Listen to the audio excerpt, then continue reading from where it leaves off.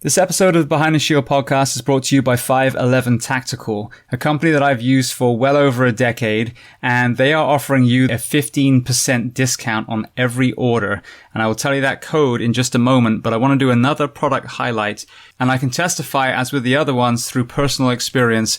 I wore a 511 uniform way back when I worked for Anaheim Fire in California, so we're talking 13 years ago, and I know for a fact that some of my brothers and sisters I work with still wear some of the clothes that they were given when I was hired there. So some of the job shirts, jackets, and this really kind of resonated with me because I realized so many of the departments I've worked at, there are men and women with lockers crammed with old, worn, frayed uniform. And that really represents wasted budget. So to have uniforms with durability means that you don't have to purchase them as often. Now you can apply that budget elsewhere. Another area they've really focused on is redesigning their women's first responder uniforms.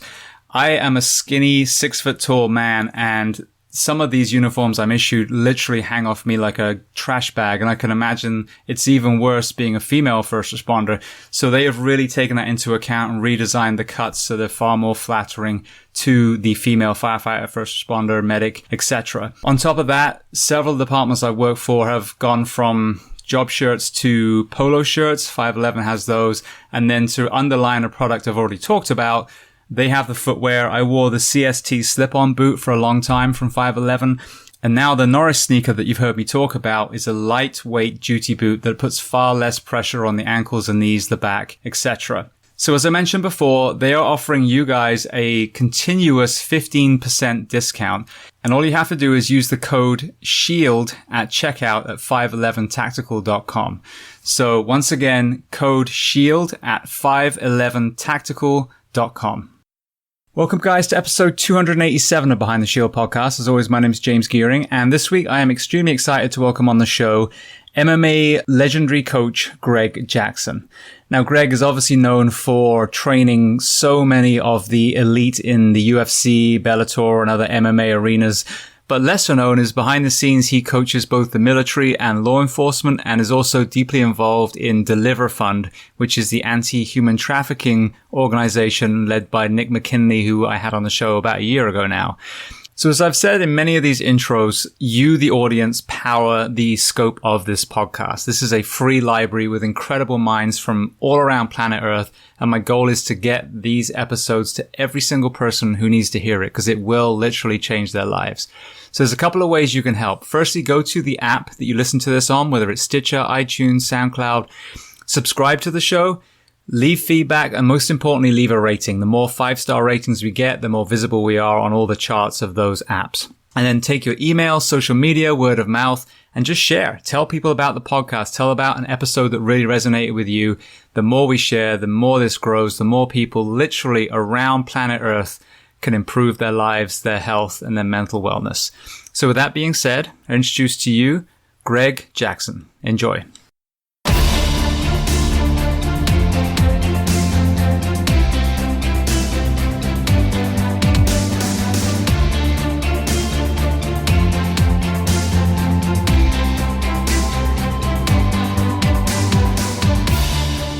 Greg, I want to start by saying thank you so much for taking the time and being patient with the technical side for coming on the Behind the Shield podcast.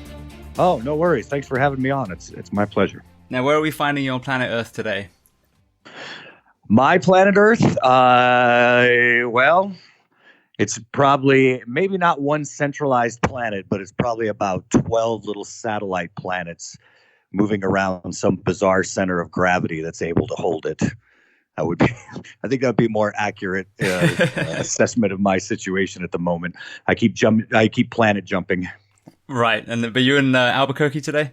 Oh, as far as my actual physical location, I am in Albuquerque, New Mexico. Absolutely. I thought we were talking metaphorically. No, literally, I am sitting in my house in Albuquerque, New Mexico, one of my favorite places on the earth. Brilliant. Well, I would love to start chronologically at the beginning. So where were you born? And then just tell me a little about your family dynamic.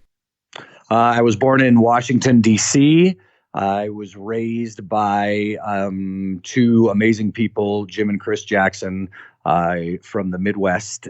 They were products of the 60s in that they actually believed in helping people and kind of had that hippie ethos, but not as like a trendy thing to do, but like as a lifestyle choice. So my uncle had moved out, gone to the Peace Corps, my uncle Pete, and had moved to southern New Mexico because he was doing the Peace Corps in Mexico. And they came out here and kind of fell in love with it. And both of them dedicated their lives to my mother was a cardiac nurse forever, and my father for 30, I don't know how many years. Basically, as long as I can remember, worked for an organization called Disability Rights New Mexico, which advocates for handicapped people, both legally and kind of what's the word? You know, if there's like some of the mental institutions here were a little basically torture chambers, so he shut those down and stuff like that. Oh, that's incredible. I want to stay on that for a moment then. So, firstly, with your mom, what was her observation?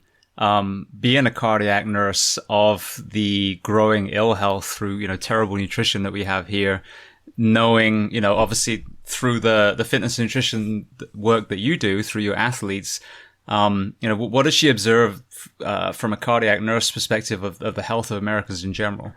Well, I think she was she was kind of the last line. Like she was the emergency, like when you were in a lot of trouble with your heart. So a lot of people were very elderly. There were a lot of obese people, but I actually have never sat down with her. It's a really good question. I'll do that immediately. I've never sat down with her and saw what her take on it was. We were raised ultra healthy. We weren't allowed any sugar, me and my little brother as children. We were eating grape nuts and Nutri-Grain cereals, that kind of stuff. So wheat germ with every meal, Brussels sprouts, the kind of the 70s diet that when people were really beginning to understand about eating healthy, I think. So as far as that end of it. So I think that it played an impact on her, but she saw a lot of people that were very elderly as well that actually had, labored their whole life and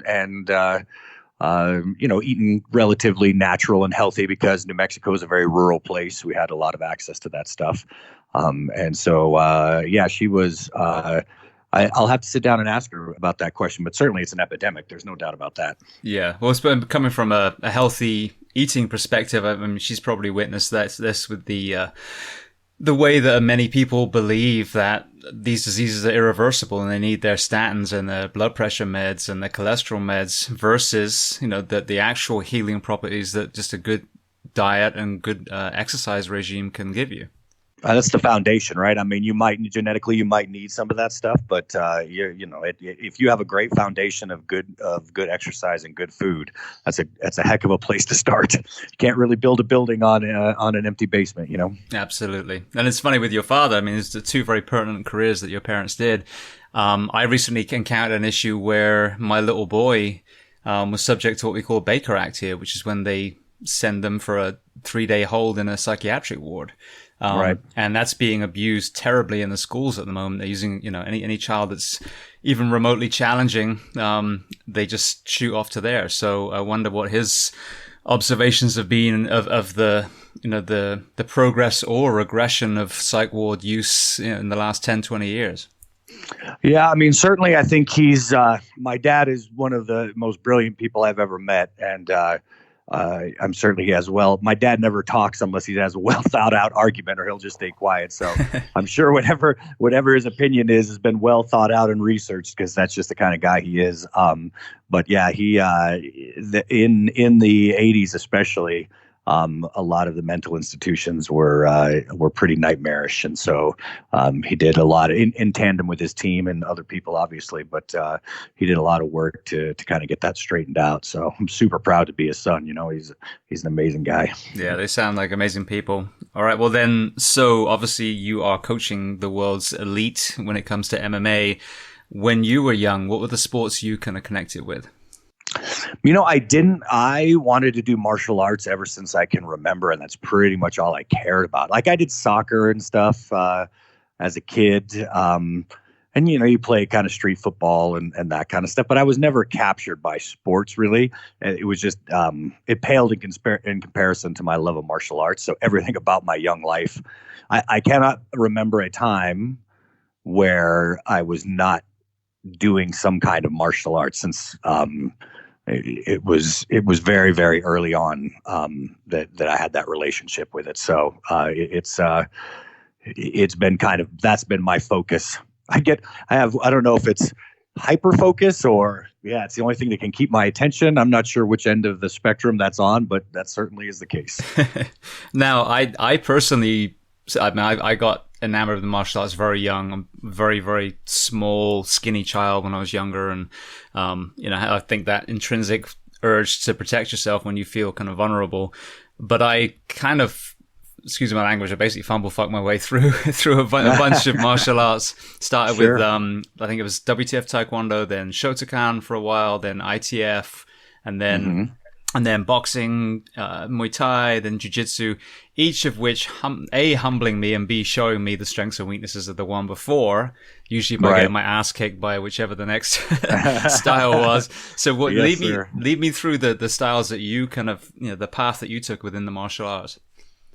Well, I mean, that's a tricky path. So growing up, my motivation was because where I was raised was a very economically challenged place in the United States. We're one of the worst, unfortunately. And I grew up kind of in the poorest part of Albuquerque-ish. It's kind of outside of Albuquerque. It's called the South Valley, and very Hispanic. I was one of the few white kids there, so they had this very Hispanic machismo in that time, in that culture, and so basically they didn't really care about if you were good at any sports or if you could do well in school. All they cared about is if you could fight. So I had to figure out how to do that pretty quickly. And so that was my motivation. So I never saw a Bruce Lee movie or never really, you know what I mean? Like it was, my motivation was very practical need. So that being said, the styles that I bounced around in, pretty much any and everything you could do, anything that somebody could teach me, I would go and learn. And so from every weapon you can imagine, I've taken some kind of course in it, but never. It would always have to go to an immediate need for me. So I never progressed very far in anything just because I eventually would end up wrestling around. I come from a family of wrestlers and basically doing a very early version of mixed martial arts with like boxing and kickboxing mixed in, just need-based. So that, for me, it was all of, I only wanted to be kind of a reality martial artist. Like I didn't care about competition. To me, it was just about protecting yourself. It was usually involving more than one person, all of these things. So then when the Ultimate Fighting Championship came out, and I could see the Gracie family, who were like PhDs, right? Like I'm in kindergarten and these guys are like amazing. They still are. You got to see, oh, wow, this is really cool. So then I had opened a school up by this time because my friends were training with me and we were fighting, and they kind of wanted to know how I was doing the things I was doing when I was getting in fights. So I opened my school up very early. That came around, and then they wanted to do the bare knuckle competitions, and I didn't really think, I was just a stupid kid. I was so young. But I was like, it's not realistic. It's not one-on-one. I didn't really have any interest in that competitive market. But they talked me into it because I can't say no to my friends. And so I still can't say no to my friends. And so we went and we did some competitions, and they started, I thought we'd do okay, whatever. I wasn't, it is what it was. But we actually won everything. And so then they were addicted. And then 7 years later, whatever it's been, here I am talking to you. So my path into MMA was completely like, I didn't want it. I didn't want to be a martial arts coach. I just wanted to be a teacher, and I would have been as happy as a clam. But I got talked into it. So you touched on the fact that you had a gym. You were 17, is that right, when you had your gym? Yep. So yeah, I opened at 17. So tell me about that, because that's a unique thing in yourself, especially in America where, you're not graduating until 18 normally. What was the road to you having your own gym? I graduated right around, it might have been right before I graduated. It actually was, because I was teaching out of another school. So there was a guy named Frank Trujillo, and he had like a kickboxing school, and he let me teach my students there. He's a sweetheart of a guy, and he let me teach in the South Valley there, start teaching students there. So that's where I really opened up my first school, was shared space in a school with somebody else. And yeah, it was just a ballsy move. I don't know what I was thinking. I had no idea what I was doing. Business wise, I had no idea. I mean, my parents were basically civil servants. You know what I mean? They didn't know anything about business or the pitfalls of all of that stuff. They had dedicated their lives to helping people. And I kind of took a little bit more of a self-centered, well, I'm just going to start a business and, do martial arts. And so I had no idea what I was doing, made terrible mistakes. Obviously, if you're a 17, 18-year-old kid, you're going to make terrible mistakes anyway. But that process was I would work other jobs. So I was like back when we had the video stores where you could go and rent VHS tapes. I managed a video store. I was a security guard. I did construction, whatever job I could get to kind of pay the bills while I was trying to build up my business clientele, so to speak. And luckily, people started coming, and so I was able to build it up kind of a little bit more at a year after year. It was probably a year or two there, and then we went to basically somebody rented me their garage. But it was a nice big garage. So then we went there, and then finally, in probably another year there, so probably 94, maybe beginning of 95, I forget, right around there. I had my own gym. It was a 1,200 square feet, 1,000 square feet, something like that. And I lived in about half of it, maybe 300 or 400 square feet I lived in. I forget exactly. That's where it really started kicking off. Brilliant. Now, the other thing is you talked about, training your friends and winning. What was it about the way you were coaching them, and obviously the way you're coaching yourself as well, that was defeating these opponents in these early bare knuckle fights? I think what we did a kind of a combination of the grappling competitions at those times, and then it was different rules no matter where you went. So sometimes it was open palm, sometimes it was closed fist. It just depended on where you were. I'd be hard pressed to remember where was what, but I think that New Mexico is a fighting town. We have a long boxing tradition here. We have a long kickboxing tradition here. It is a fighting town. So we already had we came in there with some toughness, especially in those early days. There was, if you had a couple of good techniques and you were pretty tough, you didn't get tired, you had a good chance of winning. And that, of course, got more and more complicated as people got more and more educated. But I was able to figure out some good techniques early on, and we used them well. And then the competition would actually teach us. So we'd go to these competitions, and other people would try these techniques against us. And I'd be like, oh, I better come up with a counter for that. And then that tree would lead to other branches where I'd say, well, we can attack here and do this. And so that was kind of the process. Because when it comes to MMA stuff, I'm all self-taught. I never had a jiu-jitsu instructor per se.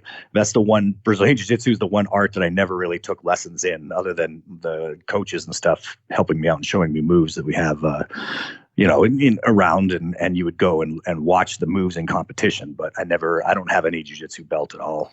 Oh, really? Yeah. And there's probably pros and cons to that, isn't there? Because I mean, you see it every so often in the UFC, for example. You'll have a karate guy or a judo woman, come in and just start smashing people around. And it's because everyone's been so focused on that one path that someone comes from the outside and they bring something new to it.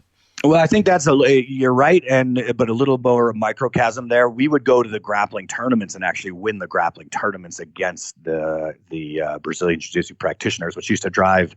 I mean, some of them were really cool, but used to drive a bunch of them crazy. And that's actually where we made almost more of a name for ourselves. Like where I met the Tap Out people that did a clothing company that was called Tap Out that was very influential in my early career. We met all those guys because we would show up to these tournaments, and I think we still might. I don't know if somebody's passed it now. I don't pay attention, but we still might have like the Grappler's Quest. We might still be we might have had the most wins in that as a team. I got inducted into their Hall of Fame stuff. So the tournaments that we used to do grappling, we would come in with a little bit different ways of doing the same maneuvers. And since everybody else was kind of drinking from the same water, I think that gave us an edge for a while. Right. So then what was there like a, not a moment or a person, but like a year or some sort of peak where you kind of transition from the learning the coach, the doing the smaller tournaments to suddenly realizing, oh my goodness, now I'm coaching people that are actually winning in the UFC or Pride or whatever the pinnacle was at the time? No, I don't think, because we did that. We did the bare knuckle stuff. We won a lot of that. And then we won like the smaller organizations like the King of the Cage. We took all their world titles. And then Diego Sanchez won the reality TV show, the Ultimate Fighter one. He was the first winner of that. And then we've had, I don't know how many we've had win since then, but it's a lot. And it was right around then that everything changed. So it wasn't so much me going, okay, now I've got, these high level fighters. I was just a cocky kid. I think that the MMA changed. The Ultimate Fighter, that television show, that's like, for me, it's like, BC and AD, like before and after. That's how different MMA became. Like, so it was immediately mainstream. Immediately when I said, "Oh, we do mixed martial arts," some people would know what I was talking about, because before that show, no one knew anything, or they saw it vaguely. Oh, that's cage fighting. Yeah, that's pretty crazy. But it started actually getting traction after, I think that was 2005, 2004, somewhere around there. But that's when I noticed that all of a sudden, like, I was making more money.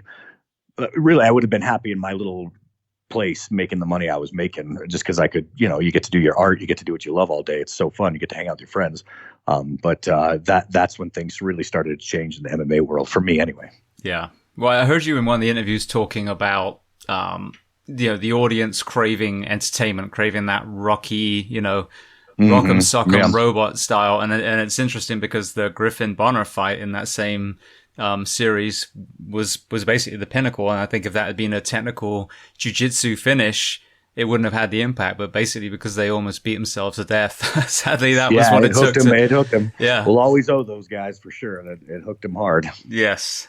Right. Well, then, again, speaking of an interview I heard, for me personally, as a smaller, frail kid, even though ironically I grew up on a farm, so I probably wasn't as weak and feeble as I actually thought I was. Probably not. The martial arts were absolutely an integral part of the path that I began, and then definitely took me to become a fireman and some other areas. And I heard you talking about martial arts versus fighting. Now, much later on in this world that I'm in now, with the first responders and PTSD and the mental health that I delve into, I totally understand what you're talking about, because fighting alone to me seems like there's an element of almost fighting demons. That's a symptom or a side effect of some trauma inside the head. Sure. Whereas I found, and I see the martial arts specifically being the antidote for that, the cure, because of the discipline and the respect and the humility. That is a great way to overcome that. What do you witness with your fighters, the martial artists versus the brawler, as it were? Usually the martial artists are much happier overall people. Fighters are a lot more peaks and valleys, right? Everything's great, everything's terrible, everything's great, everything's terrible. And the martial artists seem to be a lot more even keel and a lot happier, especially later on in life. So I'm a big advocate of, but again, everybody that comes to my school are basically grown-ups. I mean, who's a grown-up really, right? But so I don't force it on them any more than I would force anything else on them. If they just want to do the sport and they can handle their own stuff, and then that's how they want to live it, then that's fine. But I always encourage that martial arts side of it if I can, just because of I think the benefits of following a martial path rather than a sporting path is much more fun for me.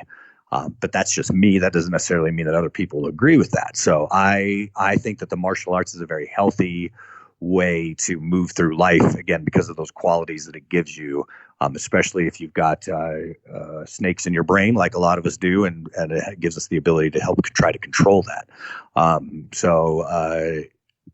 Whereas fighting, I feel like you can control it only because you're hyper focused for a period of time, and then you just kind of float around a little bit until you can hyper focus again. So I think it'd be, and I don't know how apt this analogy is, but it's almost like having a good diet all the time versus yo-yo eating, right? Where you get huge and fat, and then you lose all the weight, and then you get huge and fat, and you lose all. It's just not that healthy for you.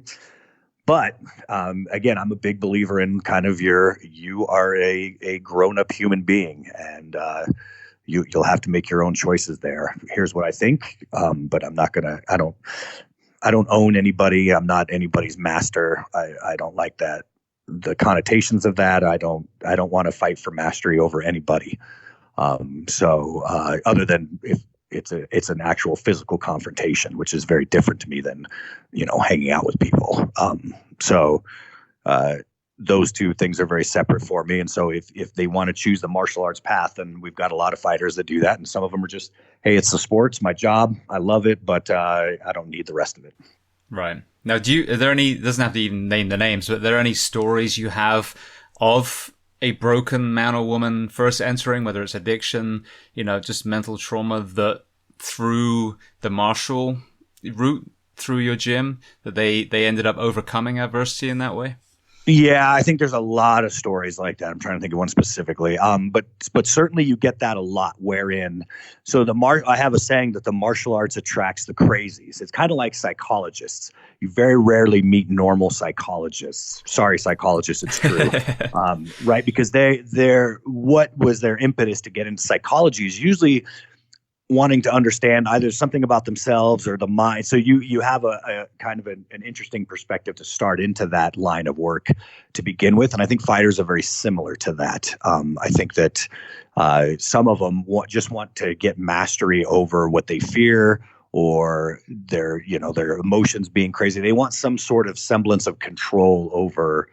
And again, it can be led by fear. It can be led by the feeling of helplessness. It can be led by many things. But I think that the martial arts has the power. And over and over, you see that again on the martial arts side, which is why I love it so much. The power of the martial arts to heal. That doesn't necessarily mean that you're going to be a great fighter, but then the martial arts, the fighting should be if you're a martial artist, the fighting should be the least important part. Now, it doesn't mean it's not important. Like, you can't just throw punches in the air and call yourself a martial artist. It is a martial path. But the rest of it, you're only going to be fighting unless you've really made some terrible life choices. You're not competing. You're going to be fighting for probably less than 5 minutes, unless you've really gotten into a situation. So the rest of all of that time should be on the practice, and the practice itself should be giving you all of these tools and disciplines, ideas, if you will, that will hopefully improve your personality a little bit. Not like a self-help book where you're looking outward, but inside, where you're kind of having to push it yourself. So I think that there's many, many stories of people that come into the martial arts world, and it doesn't have to be MMA; it can be any martial art. But because of the discipline, because of the other things that are required to be a great martial artist, it can give back to you in that way where you can kind of master fear or trauma or especially the big one I see is fear. That's the one that usually I see push most people into it. Yeah.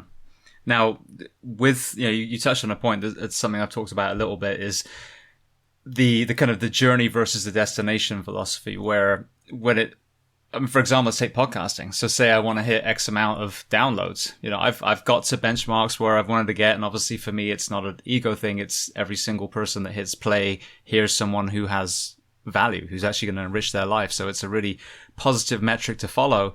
But each time I get there, it's like, oh, okay, well then we'll go to the next one now. And it's the same with belts. When I had belt systems in arts that I've done.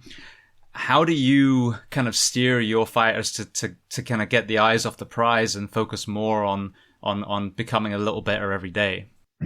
Well, that actually helps out in that that is on the martial side. So I always tell them, just let go of the winning. Obviously, you want to win, and you have to have the pride of winning. And the desire, the will to win is a huge, important aspect of both the martial arts and the fighting element of it. But every fighter that we have has a concurrent personal growth plan where I kind of put together a little map for them.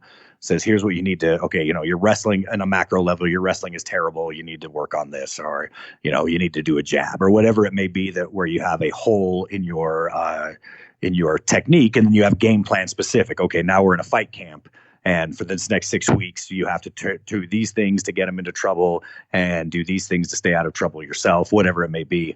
So in that end of it, it's on their personal growth plan, where technically and mentally they are pushed. So in other words, if you get really tired in the second round, then we're going to do stuff to push you so that you get used to that feeling of fatigue. You kind of embrace it and you look forward to it. So that's one of the things that you do on your personal growth plan.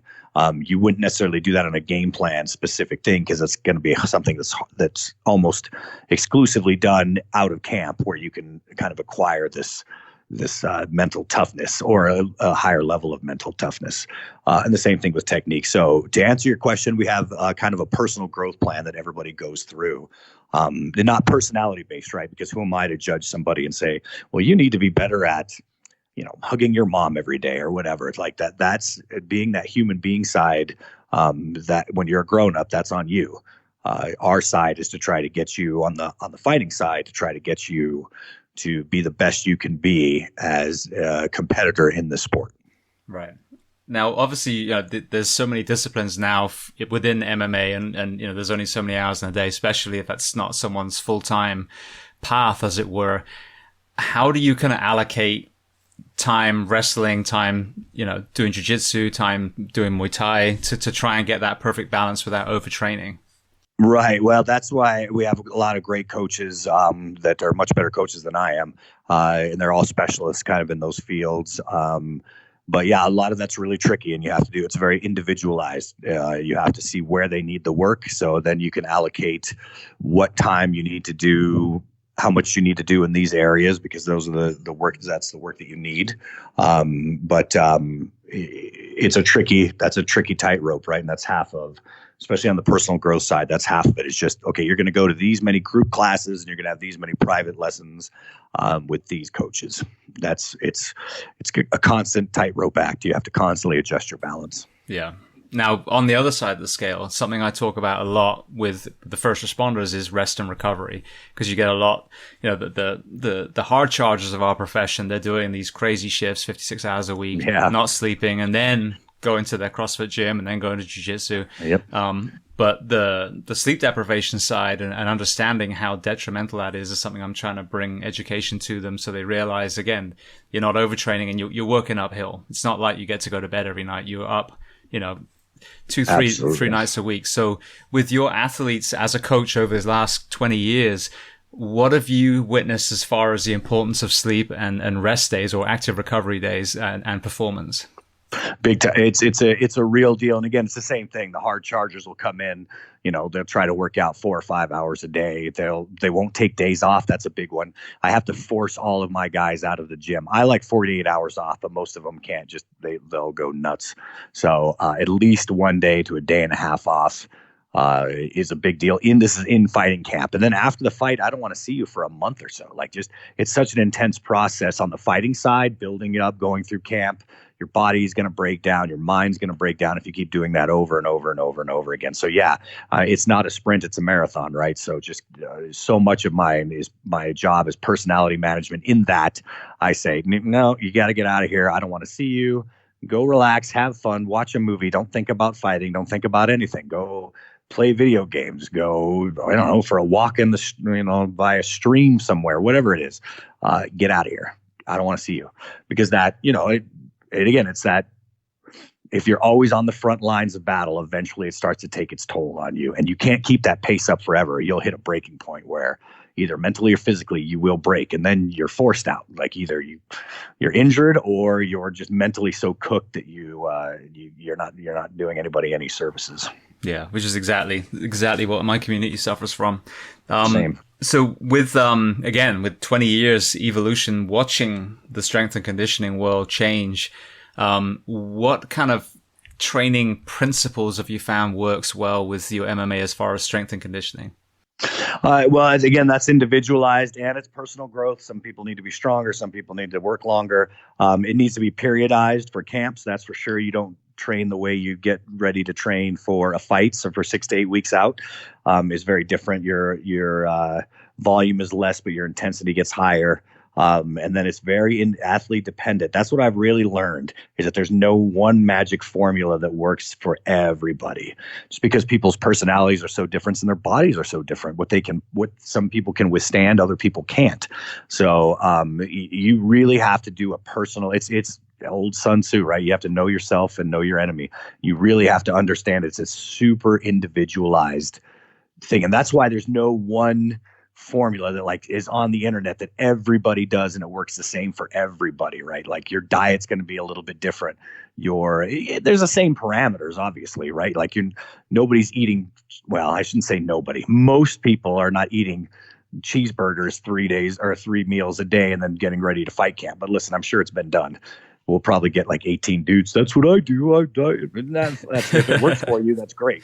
But in the aggregate, most people, you eat clean. But if you're losing weight, some people lose it quickly. Some people float it off sleeping. Some people don't. It's such an individualized thing that a coach really is a decoder, in that they have to be able to understand what the athlete needs and then set them up for success in, having a nutrition specialist that's very malleable, or flexible, and says, this person needs this person needs that, calories in, calories out. Here's all your stuff that's over my pay grade. But having that ability to evaluate everybody individually is a big, big deal. Yeah, I think that's where we failed a lot with just teaching strength and conditioning and nutrition. Is everyone has their 12 DVD set on QVC that's going to be the magic pill, and it's like, no, I'm not the same as an Inuit or an Australian Aboriginal. We're all very different, DNA and makeup, and a 300-pound linebacker is probably going to eat a little differently than a 90-pound ballerina. 100%. That last phrase is really it, right? Like it's just you never know what your genes are going to give you. I mean, there's giant guys that come from, I don't know, Scottish background, and then there's small dude. You know what I mean? Like it's such a random dice roll that you just have to take what you're given and work with it. Absolutely. Well, I want to talk about one more thing, within the MMA gym, and then transition to the tactical space. Let me see, when was it? 2004. I moved to LA for about 3 years, and when I was there, Shootbox opened up a school, and I've never been to the real Fight Club from the movie, but I think it was pretty damn close. What I experienced. It was basically 2 hours of having the shit kicked out of me. I had my jaw broken, nose broken, eardrum perforated. Got to spar with some cool people like Anthony Johnson, who used to kick the shit out of me too. I've been a great punch bag for some big names, but never fought, specifically. But my point being, the detriment of such hard sparring all the time, I felt, everything did hurt. I was foggy. I had headaches. I was, all kinds of stuff. And then I hear people like Joe Rogan and some other people talking anecdotally about gyms starting to pull back from hard sparring all the time in preparation for fights. What's your philosophy as a coach on the level of contact during training versus an actual fight?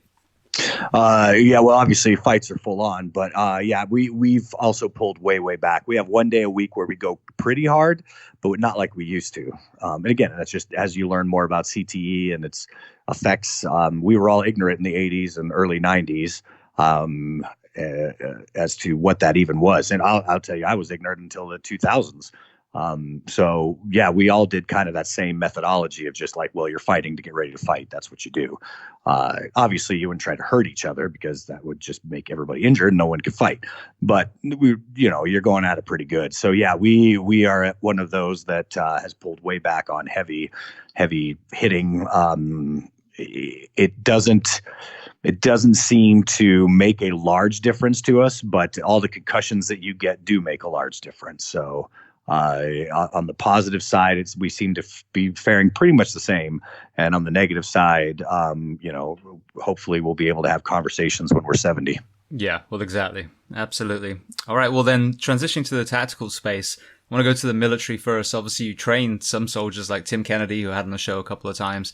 I actually got to roll with a couple of months ago. And when I say roll with, like he was the cat and I was the mouse that was kind of half dead. He was just toying with. He's amazing. Yeah. So how did you get into working with the military? So I have friends, obviously, in the military, and they kind of pulled me into a lot of that. So some of them have great programs, like Greg Thompson has a SOC-P program, and so I've gone to help him out and train some of the units that he's done. Worked with here in Albuquerque. I'm the honorary commander for the pararescue schoolhouse out here.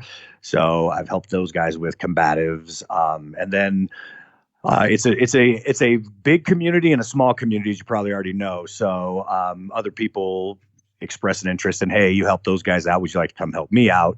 And so, of course, I can't say no.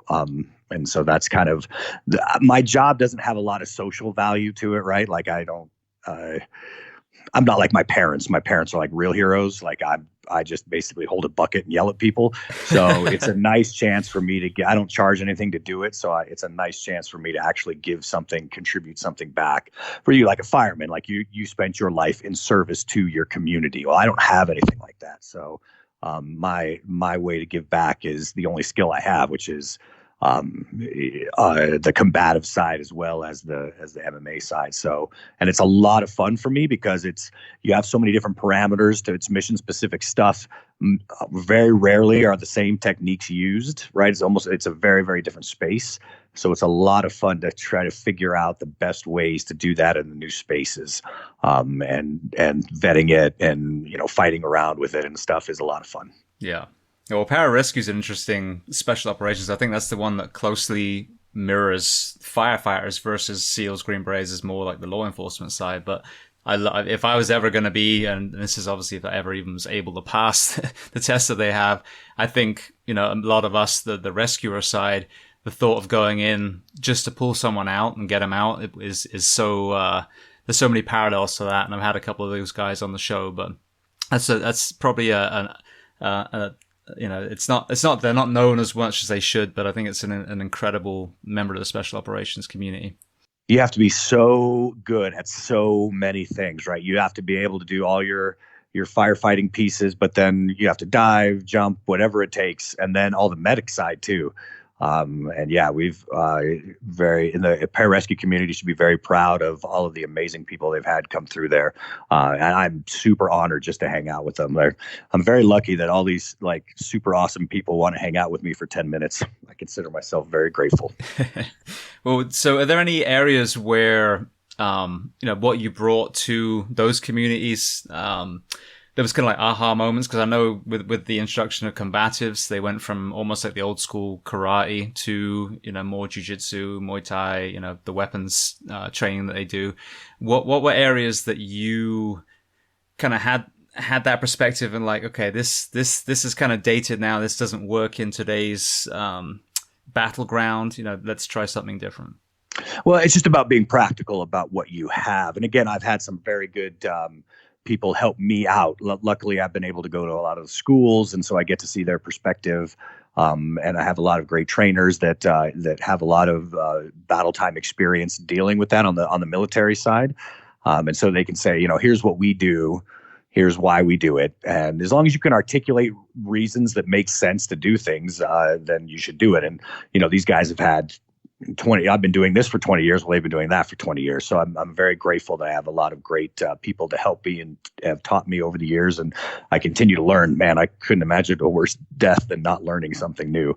So I love to go and get updated on what the different programs around the country are doing, and seeing that current stuff. So on the military side, that's my piece is, so I have been trained how to clear rooms. I've been trained to do all of this stuff, but I don't teach any of that because I'm not a been there, done that guy, right? Like I wasn't downrange for 15 years and a lot of these guys were. But when you put a hand on a weapon and you understand, here's our force array, right? Like you need to secure this, but these parameters lead to this being secured, so that you can transition to this. That kind of stuff is very important. And so my piece usually in the combative side is a little bit of the defensive tactics, like how to get yourself out of bad situations, and then a lot of subject control. How do you deal with no-shoots? So when you're clearing rooms in the military and you are not going to shoot this person, what do you do with them? Where do they go? Why do they go there? Where do you put them? How do you, and so you have to learn which each individual unit. Some people just run through them. Some people want to handcuff them. And it depends on what their mission is. And that's where it gets really fun, because you have mission specific things to do with the military. What I always call basically assaulter combatives, things that you do through there. And so as long as you studied what other people have done, you can't, the problem with some of that stuff, especially with the weapons, is you can't just like make it up and give to people. Like, it has to be vetted. You have to figure it out. You can't just be like a 1980s ninja guy that's like, oh, well, if somebody grabs my rifle, here's what I would do. You have to vet that. You have to, at the bare minimum, you should be getting role players and fighting with your guns and seeing how that goes and that kind of stuff. So on the combative side, it's life and death. So you can't just give it to somebody and be like, if you try a new technique in MMA and it doesn't work, yeah, you lose maybe a lot of money, you lose your pride, but you're still alive. You'll fight again the next day. That's not the case, especially with first responders and military. Is like your stuff needs to be on lock. You need to be able to articulate why you're doing the things you're doing. And the other thing is to be open enough that there's more than one way. There's nothing worse than saying, well, this is the way I do a two-handed deployment with a pistol, and this is the only way it is, and here's why. And then somebody else comes along and says, well, what if I pin you against the wall here? So, well, no, now this is the only way. You know what I mean? Like, there's more than one way to skin a cat. Just like there's more than one way to shoot. If you're running with team guys, it's all high port. And if you're running with group guys, that's all not low ready. Craig Jackson, I'm having a day. Low ready, whatever you want to call it. So high port, low ready. But that shooting style works for them. They can put the rounds on the target in the time allocated. Then who cares? And you have the argument saying this is why you do this and this is. So for me, it's about being flexible for the mission parameters, and then putting the correct techniques to set them up for success, whatever that might be, and then figuring it out is a lot of fun too. Yeah, well, and you mentioned as well about realism in training, and that's something that I think a lot of our department's battle is. There's a push against realism, from risk management and the unions or whatever it is, whoever in that space feels threatened in some way by making it realistic. But that's how you learn if something works. You can draw all day on a whiteboard and arrows and, you go here and he goes there. But the reality is, until you try it and you realize half the people fell over or got stuck in a hole or whatever it was, you're not going to really figure out, if these tactics work. And then if they don't, how the hell are you going to get yourself out of that situation? Exactly. And especially on the combative side, you have to, because the room clearing is all above my pay grade. Again, I do it. It's fun. I enjoy it. I'm never going to take 8 of my friends and break into somebody's house and clear the house. Like, that's never going to be a thing for me. So for me, it's just something fun to learn and to make myself a more effective instructor, to go through these schools, to understand, okay, this is what these people have to deal with. This is the points of domination they're looking at. Now, how can I best assist them with the information that I've been giving, and perhaps try some new ideas? No, that's not going to work. That's a little dangerous. What about this one? Let's do it for 6 months, 8 months, and see how that goes with simulation. And then we'll talk to operators about it and get the, what I mean? Like, so it should be a very long process in doing that for the military side. The police side, if you're going to transition into that later, I guess we can get into, but that's a little bit different. Yeah, no, let's do that now. That's a perfect segue. How do you like that, right? Anyway, I will say about the military side that myself and some other very high-level combatives instructors, I kind of have a group chat at this point, because there are so many what I call the 1980s guys. So like in the 80s, as you remember, as a martial artist, and in the early 90s, there were those guys that wanted to blow you through the wall with their ki power, or, like the ninja death touches and all that stuff. Well, those MMA took care of a lot of that, because you could dojo storm them. You could say, okay, you do your stuff, I'll do my stuff. Oh, I don't want to kill you. Well, okay, you try to kill me and we'll fight. And, we'll be friends afterwards. Let's just see what works. You get a lot of those guys transitioning into the combatives world now, because it's that same thing again. Well, I can't really teach it to you because I have to shoot you to show you it works. So you get a lot of those guys, and you have to be very careful with those guys. And the other thing you have to be careful of on the military side is MMA. Like, MMA is not combatives. Like, you're not going to kickbox somebody. You're going to use knees. You'll push kick them into the middle of a room, something like that. But you're not if you like drop all your gear and start fist fighting somebody in a room, I would be hard pressed to see your decision matrix there. I'm not saying it can't happen. Stuff happens, whatever, but that shouldn't be your first line for sure. So there's a lot of MMA is a one-on-one fight in a cage against a person that doesn't have anything. It's a very different thing than a guy that has tools on him dealing with a dynamic environment and in the team setting, both against you and with you. So there's a lot you have to be very careful if you're a department or if you're a military organization looking for combatives. There's a lot of really great programs by a lot of battlefield tested techniques out there that are really, really good. But I will say, if you are a military unit, make sure that you vet your guy. Just because they know jiu-jitsu doesn't mean it's great sustainment training. Like, that's great to train like every day to keep your skills up. Jiu-jitsu being the best one by far, because it's so much controlling, but that doesn't mean that you want to bring those guys in and have them start teaching your guys, how to do what, I don't know, tornado kicks with their pistol in the hand, whatever they'll come up with. So I would say be careful for that. So then that's the same thing. The same caveat goes in law enforcement. So law enforcement, again, what I found working with them, I started working with APD in the mid 90s. And so I've been working with them forever and a day. And what I found in law enforcement, again, it's mission specific. You have some law enforcement entities that are very team tactic oriented. In other words, you're almost always going to have somebody within a minute or two to back you up. Then you have some state police officers that you're 5 to 10 minutes, even longer sometimes. So what does your unit need to set you up for success? And so working the police is a lot easier for me because you can go so much more hands-on with it. Because I've been with them for so long, it's a lot easier to see, okay, you can have an articulable force array starting with verbal, moving all the way through your force array to getting them in handcuffs, or if you have to turn it into a defensive tactic situation, transitioning into lethal, whatever it may be. But you need to be able to articulate why you're doing each and every maneuver, when you decide to go hands-on, when you decide to step back and go to less than lethal, whatever your decision matrix is, it can't just be like, well, grab them. You know what I mean? Like, you have to try to verbally de-escalate. You then verbally de-escalate while you're holding them in these control positions. And so on the police side, and a little bit on the military side as well, but I came up with kind of these fighting for these positions where you get them in control, that you can kind of move into handcuffs and really utilizing teamwork and stuff like that. So the police stuff has been a super lot of fun for me.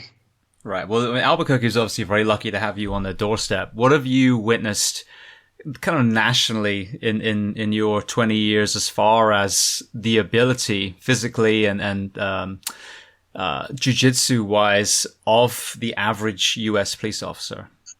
Well, I mean, here's the thing is you have to cut police officers a huge break, and here's why.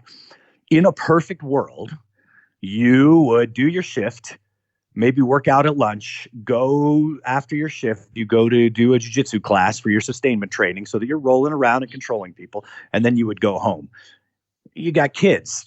Someone's got to pick them up from school. Someone's got to drop them off. You're exhausted. And as you know, if you've had a good run, let's say you've had a good 2-day run where as your fireman, you have not slept, you haven't sat down. You know what I mean? Like, the last thing you're going to do after a 48-hour marathon is go train. Well, that can happen to you several weeks in a row. So it's super hard to do sustainment training unless you've got some kind of an amazing schedule. If your significant other picks up the slack, you know what I mean? Like, so there's a lot of caveats, and a lot of people are just exhausted.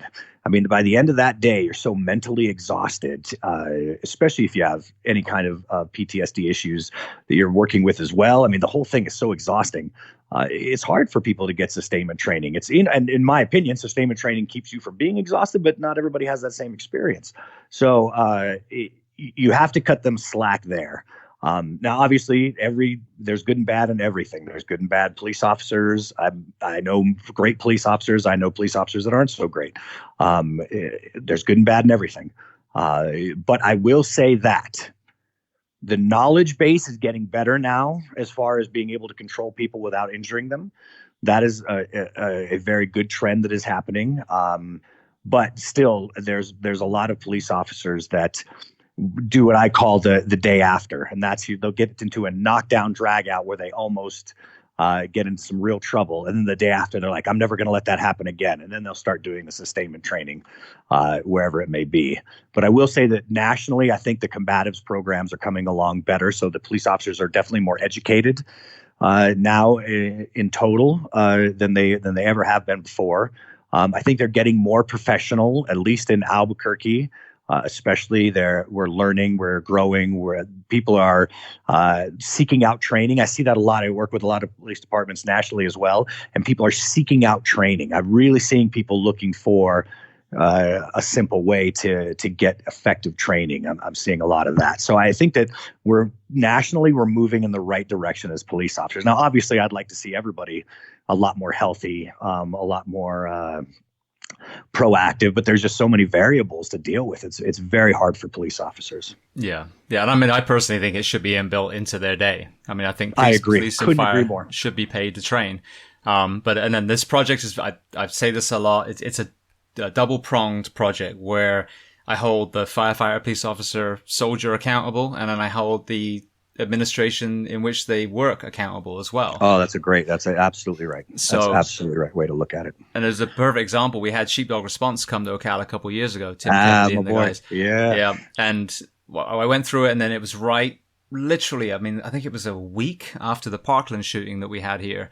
So some anonymous donors came in and donated a bunch of money and opened up all these free spots for first responders, so police, fire, medics. That's great. And the issue we had was they didn't even fill the law enforcement the first day, and the second day they had even less guys show back up the second time. So even when it was put on a platter, that goes on, really the ownership of the individual then. But then also it's on the administration to be like, we need you guys to go, or promote it or whatever. But it was so hard, and myself and a few other guys really pushed it and promoted it. But again, I think there's a lot of fear because a lot of police officers know that they're not where they need to be. But that's where you start. It's day one. I mean, I got my ass handed to me. I'd hardly ever shot before. I mean, I was pulling mags out of my pocket because I didn't have a belt even.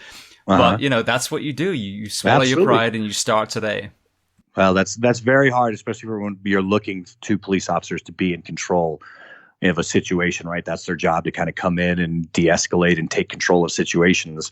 For a police officer to be able to do that is very scary. I will say that one of the most dangerous trends that we have right now in policing is because we need so many of them, we are lowering our standards. And I do worry about that. The vetting process of letting somebody be a police officer or a fireman, I think, is super important. And I see that I'm not talking about any department in particular, but as a trend, we just to get bodies on the streets. When you really lower, I don't mean lower a little bit. I mean really lower, like letting people pass that shouldn't be there. You're just setting them up, everybody up for failure in 5-10 years.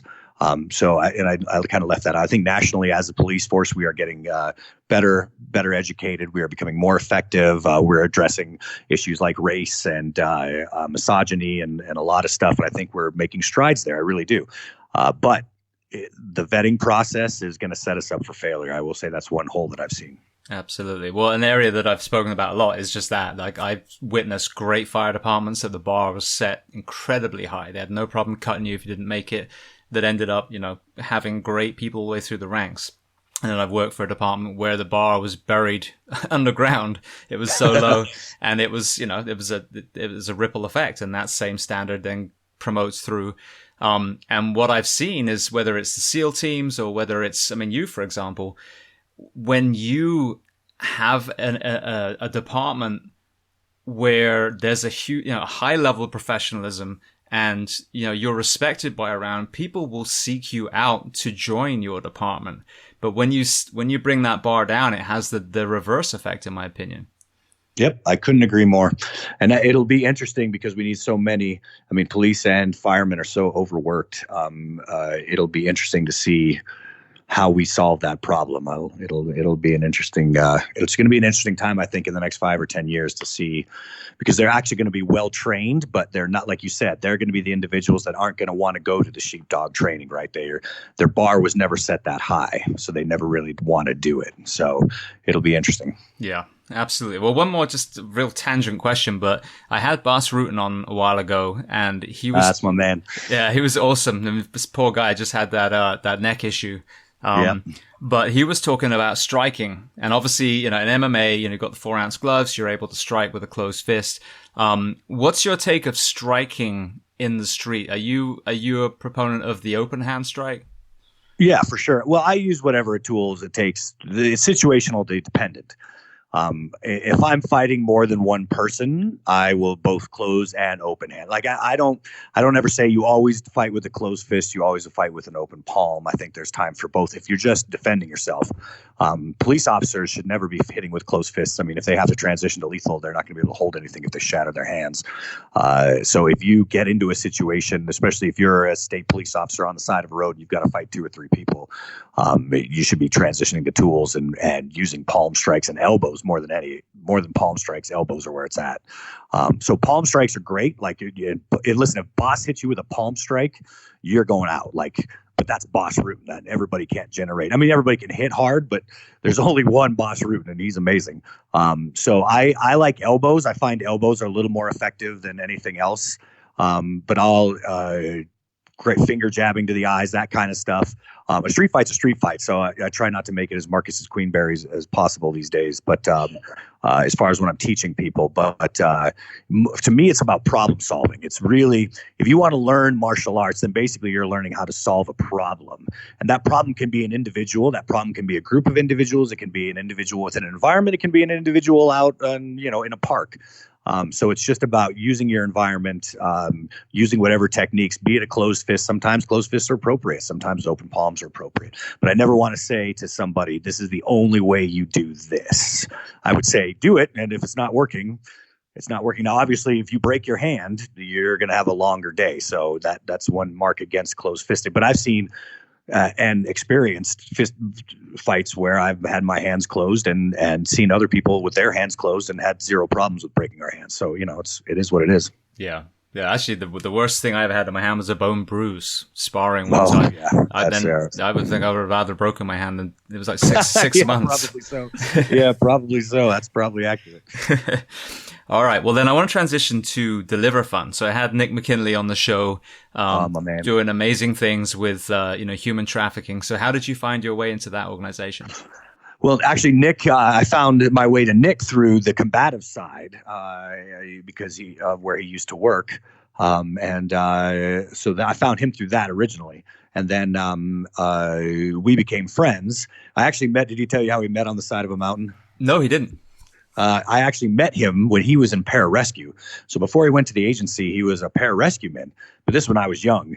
And I was up on the side of a mountain training with a bunch of fighters. Your friend Greg can be a little ridiculous about mountain runs, and as many fighters will tell you and still do, we push it pretty hard. So I was up in the Sandia Mountains in New Mexico in the middle of kind of a snowy day, and I'd taken some Australian fighters that had never really been in snow before, and we were romping around and we're not really training, having fun. Anyway, long story short, this guy was up there. We heard him calling for help.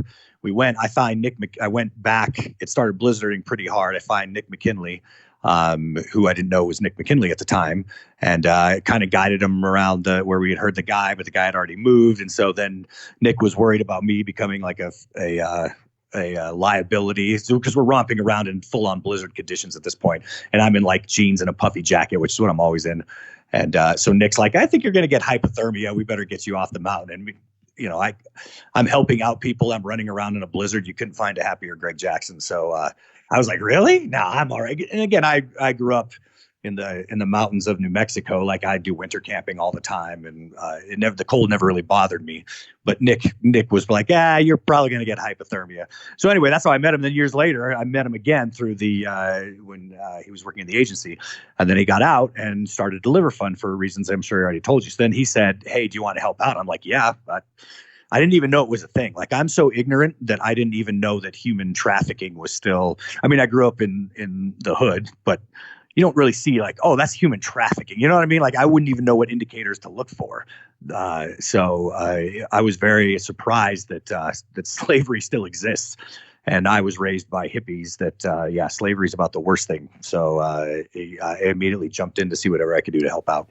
Yeah. Well, and it was interesting in the conversation because as a firefighter paramedic, I look back at my 14 years and was kind of asking myself, like, how many of the people I had that were, clearly of the less fortunate end, how many of them were enslaved in some way, shape, or form, whether it was in prostitution or whether it was internationally. And we don't think to look for that. And it totally changed the way I looked at the patients for the last bit of my career.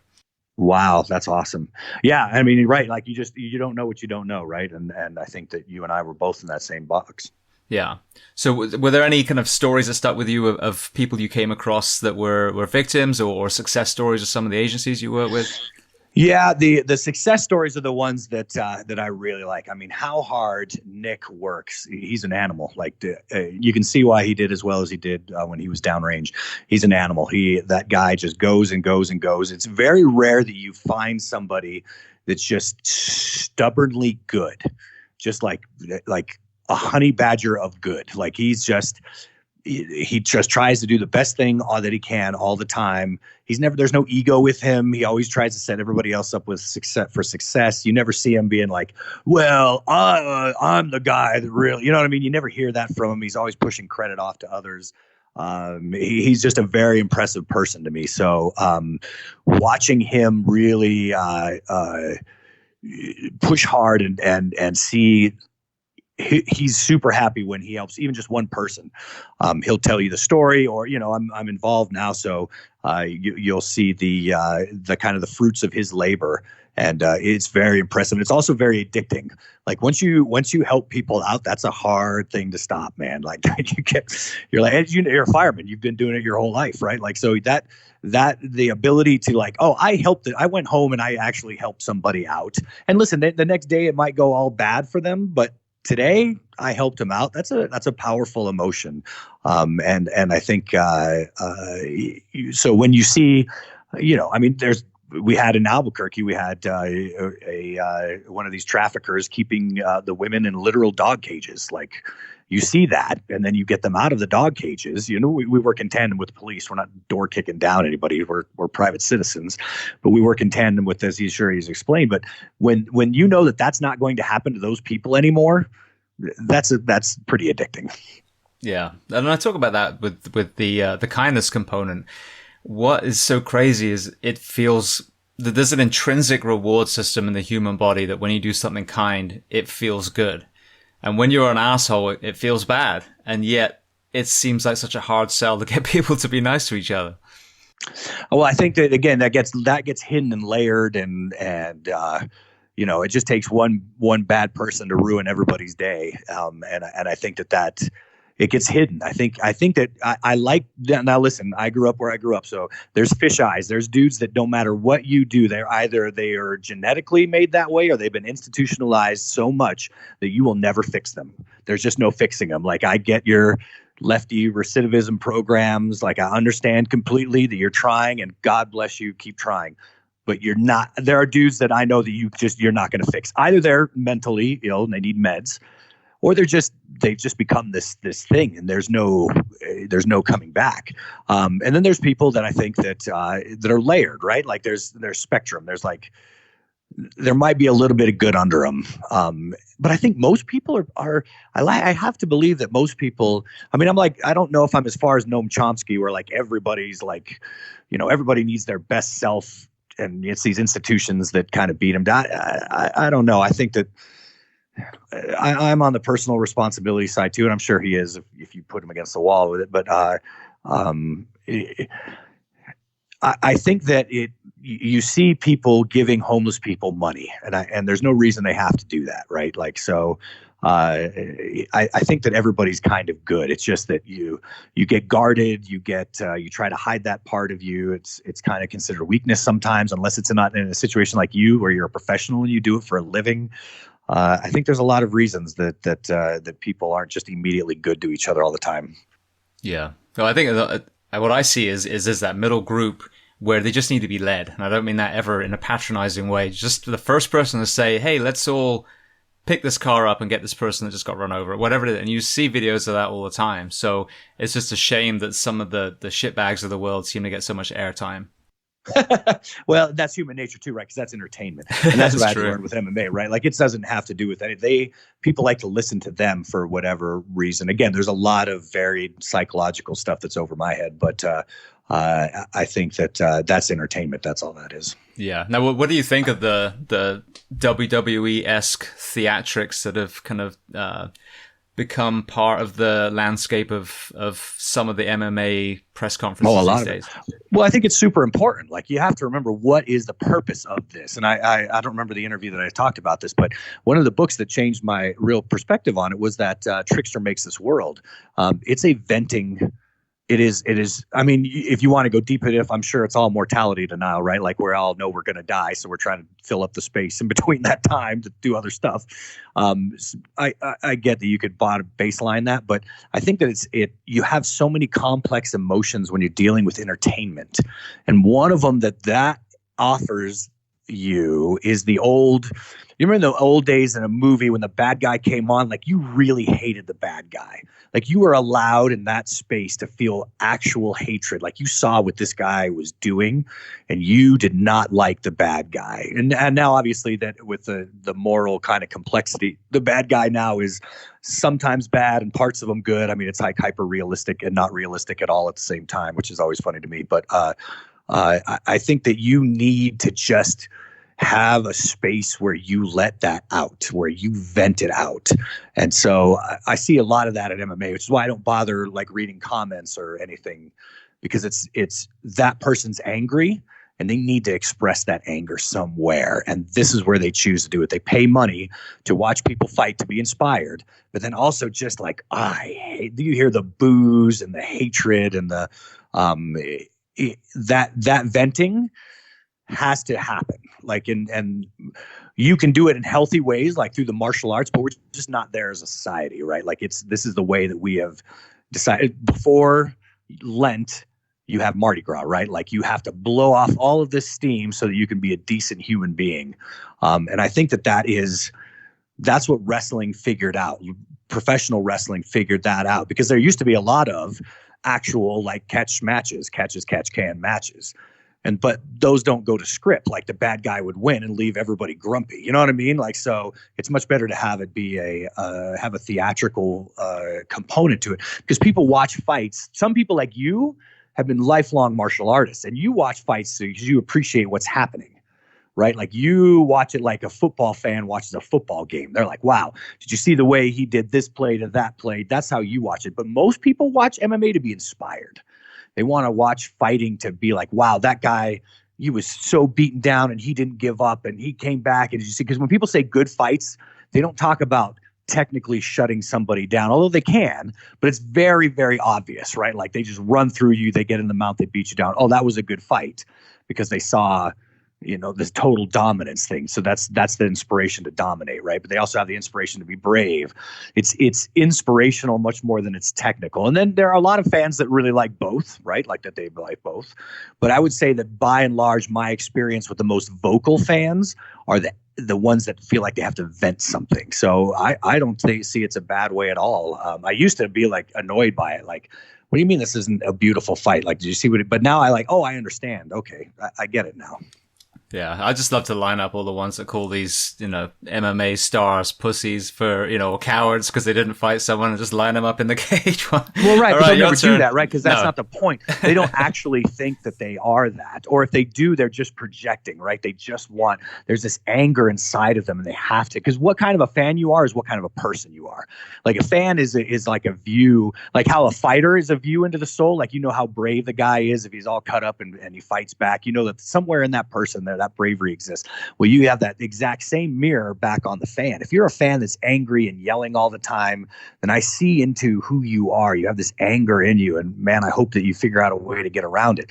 If you're like there's so many fans that are super positive, cool people, man. They come up and like, I love your fighters and what you did, to the fight. I watch them to the fighters and say, man, really appreciate you. That was so cool. You know what I mean? And those are the kind of guys that are grateful about life, and they want to express that gratitude as well. They're venting that gratitude. So it's I think it's such an important element to have a theatrical kind of something to talk about with your friends. It's a cohesive social thing, right? Like you can talk about you go to the proverbial water cooler. So it brings everybody together at witnessing the sport. It's not something that you do by yourself because you're talking to other people with it. So I think there's a lot of positivities, even in the negative fan stuff. Yeah. Brilliant. Well, then, so we talked about theatrics. I just wanted to touch one other topic before we go to some closing questions. The other side of the spectrum for me, unless it was a complete act that has been, withheld for a decade, Georges St-Pierre was always, to me, the epitome of a martial artist and the epitome of a gentleman as well. What was your experience training him, and especially when he started seemingly learning a style that he wasn't even that well versed in, and then ending up beating an expert in the cage? Yeah. George is that. He's a martial artist. Like, George fights, but and he loves the lifestyle of a martial artist. But he is one of the most pure martial artists I've ever met. He loves, if he ever got caught with something in practice or he's training in jiu-jitsu or whatever, he would always be so excited and want to know how how did this person catch George? How did you get me in that submission hold? And he'd have to learn it. Right after his fights, he'd be like, what did I do wrong? Why couldn't I finish this? Like, immediately after his fights, he just loved the martial arts so much. So it was such an honor and a pleasure to be around him for a lot of those fights. He really exemplified. He was not putting on an act. He was not Muhammad Ali. He was just George. He was very honest, and he always said what he felt. And yeah, I was always super impressed, and still am super impressed by him. Yeah, he was an inspiration to watch, that's for sure. All right, well then I want to transition to some closing questions so I can let you go. You mentioned, was it Trickster Makes the World? Yeah, Trickster Makes the World. Makes the World. Okay. Are there any other books that you love to recommend? You've already given me one. On which subject? On any subject. So the most influential book that I've ever read is Gödel Escher Bach by Hofstadler. That book had the most influence on the way I come at the martial arts, by trying to look at these kind of ubiquitous underlying strategical principles that govern everything. Also, the limits of reductionism through Gödel's kind of unreachable truths. There's a lot there. Systems on medicine. Anyway, there's a lot there. So Hofstadler's beyond brilliant. And that book for me is kind of his magnum opus. It's a brilliant book. Also, I was raised by my mentor, Jim Dudley, who I didn't mention, but he was a guy that taught me. He would take me out in the deserts, walking for days at a time, teaching me about math and science and philosophy and stuff. And he's a huge Bach fan. My father and mother are Beethoven, and my mentor, Jim Dudley, is a Bach guy, so it was always very conflicted as to who was better. Anyway, I'm nerding out on you, but and of course, anybody that doesn't know who Gödel is, go study him right now. Talk about one of the smartest human beings to ever walk on planet Earth. And Escher obviously became my favorite artist after reading that book, and how they all kind of do the same thing in their own way. It's a brilliant book. Excellent. Actually, funnily enough, speaking of classical musicians, my now ex-wife, my son's mother, I got to choose his first name, which is Ty, and she got to choose his middle name, which is Amadeus. She's a huge Mozart fan. Mozart, so, yeah. I don't know how it's going to serve him later in life, but that's good. No, that's great. I'm a huge Mozart. Me and my dad and my brother feel that Mozart is a little too airy and flowery from them. I'm like, you guys are crazy. Mozart's the man. Anyway, we'll do another hour on that, so probably shouldn't. All right. Well, then the same question, but a movie. Are there any movies that you love? Oh yeah, I have two equally favorite. The Seven, and they both have seven in them, weirdly. The Seven Samurai is a great. There's so much happening in that movie as far as the martial spirit, like how to give back selflessly. There's so many things I admire in that movie. And then the Seventh Seal, Bergman, with Max von Sydow in it. Holy cow! Like another movie that has like so much philosophy in it that you have to watch it like 12 times. And somebody like me, I have to watch it 24 times because I have to work twice as hard as somebody with normal intelligence. But it's just such an amazing movie that has so many little things that you missed, things that like and of course it's well known for playing chess with death. That's the big thing. But the ability to distract death while his friends get through, like this. So that selflessness of sacrifice that I find very very noble. Brilliant. Yeah, I think I've had Seven Samurai recommended before, but not the Seven Seals. So thank you for that. Yeah. Next question. Is there a person you would recommend to come on this podcast as a guest to speak to the first responders, military, and associated professions of the world? Oh, holy cow. A lot of them. Yeah, let me, that's a deep pool. Yeah. Let me, you know who you should talk to is a guy that's probably one of the most brilliant police officers I've ever met, Rob DeBuck. And he was actually the guy responsible for pulling me when I was a kid into working with the Albuquerque Police Department. He's a legend. And he was in the blood and guts era, and he's now in this very like super de-escalating era as well. And he is one of the most brilliant police leaders I've ever seen in my life. Like the things that he would do were so anti-intuitive and then made total sense and would like just change communities. He's done so much good. Rob DeBuck would be a great guy for that. Excellent. Brilliant. Thank you. All right. Then no worries. The last question before we talk about where we can find you. What do you do to decompress when you're not coaching? Well, in the immediate, I'll either play video games that pull me out into a different world. I will read books.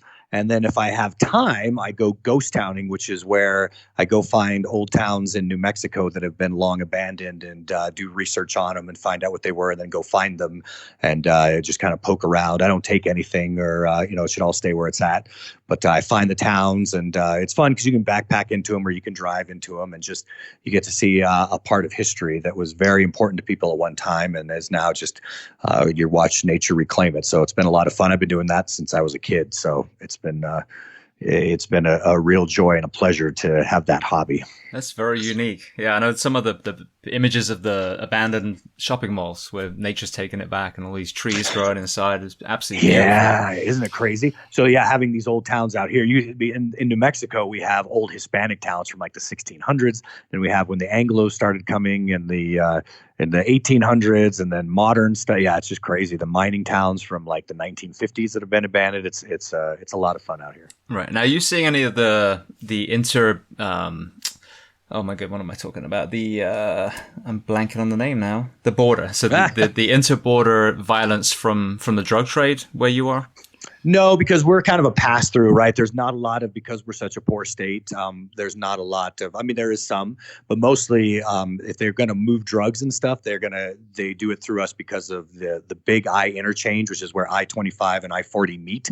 So, you want to go up to Denver, over to Phoenix or Dallas. But in New Mexico itself, I mean, there is obviously some, but mostly we're a transitory, they're trying to move the drugs through us. Into bigger markets.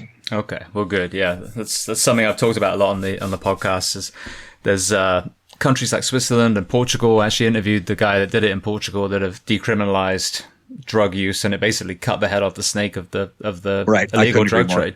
Absolutely, I couldn't agree more. And definitely, we're moving that direction.